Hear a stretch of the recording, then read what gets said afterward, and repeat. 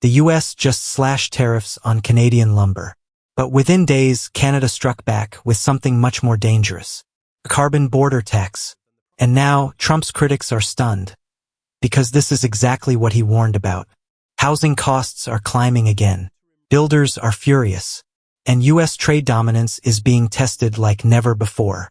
The carbon war has begun. And Trump? He saw it coming. In late July, Washington announced it would cut duties on Canadian softwood lumber from 8.6% to just over 4%. For American builders, it looked like a long overdue relief. Lumber prices dropped. Housing costs dipped. The market cheered. But just 5 days later, Ottawa unveiled its own move. A carbon-based border tax on lumber, mimicking Europe's climate tariff model. The idea? Tax imports that exceed Canada's green production standards. Translation: U.S. lumber, built with fossil-based power, is now more expensive in Canada. And Canadian lumber entering the U.S. carries a new carbon price. Here's where the story explodes into American politics. Donald Trump spent years warning about Canada's unfair trade behavior. He called out carbon regulations. He accused Ottawa of masking protectionism behind green language. Quote from Trump: "They don't tax their own companies. They tax ours. They call it environmental. I call it economic warfare." Under Trump, U.S. tariffs on softwood lumber were tough. He pushed back on Canadian subsidies.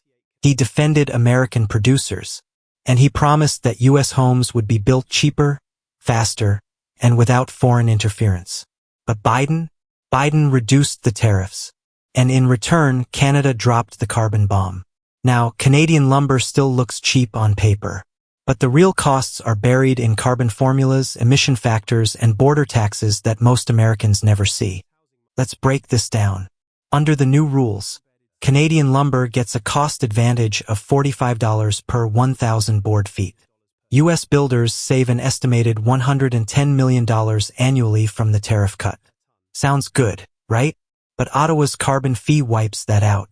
They'll charge $28 per ton for U.S. lumber with high emissions. That's $22 to $24 added back per 1,000 board feet. So what looked like a 10% price drop just got cut in half. And for American homebuyers, the relief is barely noticeable. According to NAB, lumber is 6% of the average single-family home cost. That's about $15,000 on a $250,000 home. The tariff cut shaves off maybe $760. But the carbon tax? It adds $540 back on. Net gain, just $220. Or about $4 a month in mortgage savings. And that's before interest rate hikes. Trump's argument? What good is a tariff cut if foreign governments find another way to bleed you dry? Let's be clear. Under Trump, U.S. tariffs were aggressive. Trade deals were tough. Environmental rules weren't weaponized. Under Biden, tariffs came down. Climate diplomacy went soft. And now Canada has flipped the script. Ottawa claims their carbon tax is neutral and WTO compliant. But the reality is simple. It punishes U.S. producers for using fossil fuel power. And it rewards Canadian firms running on hydroelectric energy. This isn't about climate. It's about who controls the trade rules. And if Trump were in office today, there's no doubt he'd hit back hard. He'd threaten WTO challenges. He'd slap retaliatory tariffs. He'd put Canadian officials on notice. Because to Trump, this isn't a green tax. It's a green disguise for protectionism. Ottawa's carbon draft doesn't stop at lumber. The fine print could soon expand to MDF boards, plywood, veneer panels, pulp and paper.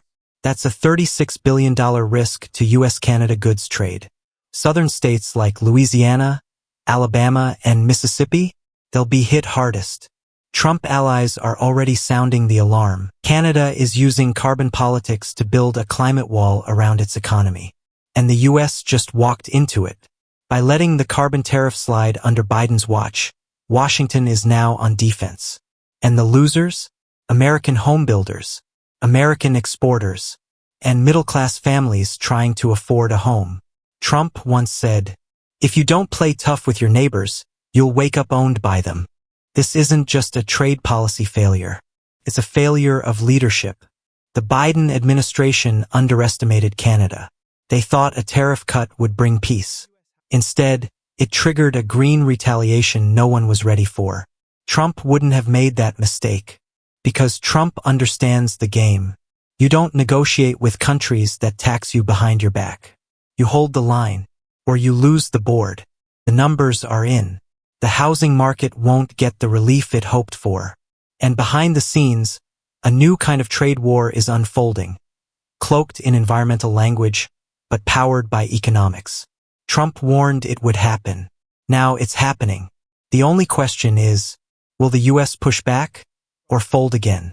Let us know in the comments. And if you want more deep dives into global power plays and how Trump could return to the world stage, hit that subscribe button now.